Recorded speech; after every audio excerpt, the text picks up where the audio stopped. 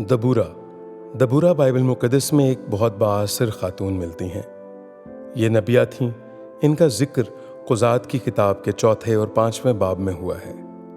दबूरा खुदा की आवाज़ सुनती थीं और लोगों से इसका बयान करती थीं। ये इसराइल के लोगों का इंसाफ करती थीं। बाइबल के बहुत से आलिम इस बात पर मुत्तफ़िक़ हैं कि ये लफीदोत की बीवी थीं। जब बनी इसराइल के नानियों के हाथ दुख उठा रहे थे, उस वक्त में दबूरा नबिया खुदा की तरफ से वहाँ बनी इसराइल के लिए मददगार थीं। दबूरा अपनी हिकमत की वजह से जानी जाती हैं। दबूरा इब्रानियों की रहनुमा और पुराने अहदनामे में खातून कायद के तौर पर थी।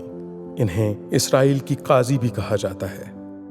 दबूरा इफ्राइम के कोहिस्तानी मुल्क में रामा और बैतेल के दरमियान खजूर के दरख्त के नीचे रहती थीं और इसराइल के लोग इनके पास इंसाफ के लिए आया करते थे। दबूरा की कहानी का एक मशहूर वाक़या जिसमें आपका किरदार बहुत नुमायां नजर आता है। जब बनी इसराइल की अफवाज ने बरक के ज़ेर साया कोहे तबूर पर याबीन के लश्कर के सरदार सिसरा और उसके फ़ौज पर फतह पाई, इसमें आपने बरक को हदायत दी तो उसने फतह पाई थी। खुदा की हदायत जो दबूरा को मिली थी कि 10,000 इसराइली सिपाही कोहे तबूर पर लाएं, और उसने ये बात बरक को बताई। बरक दबूरा को साथ लेकर जाना चाहता था।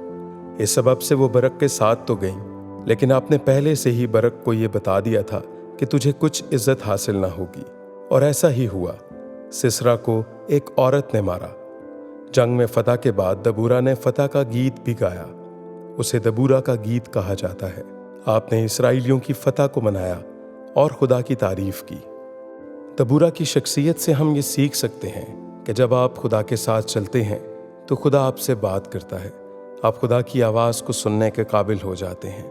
मगर ना सिर्फ वो आवाज़ आपकी ज़िंदगी या आपके हालात के लिए होती है, बल्कि उस आवाज़ का मकसद कभी बड़ा भी हो सकता है। किसी दूसरे के लिए या किसी कौम या किसी दोस्त के लिए भी हो सकता है। खुदा की आवाज़ हमें मोहतात करती है और हमें तैयार करती है कि हम जंग में फतह पा सकें। ये वाक़या जो दबूरा की ज़िंदगी से मुंसलिक है, इस वाक़े में हम जान सकते हैं कि किस तरह खुदा ने बरक को फतह दिलाई और खुदा की आवाज़ के सबब से किस तरह बरक ने फतह पाई। दबूरा ना सिर्फ खुदा की आवाज़ सुनती थी, बल्कि लोगों का इंसाफ भी किया करती थी। मैं आपको ये बताना चाहता हूँ कि खुदा ने जो नेमतें आपको दी हैं, वो सिर्फ आपके लिए नहीं, बल्कि वो लोगों के लिए हैं, ताकि लोगों की मदद हो सके।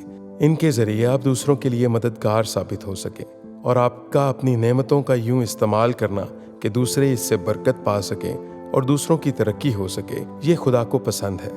इसलिए ज़रूर है कि जो खुदा ने आपको दिया है वो सब दूसरों में भी बांटें और उस सब के वसीले से लोगों की मदद करें। खुदावंद आप सबको बरकत दे। आमीन।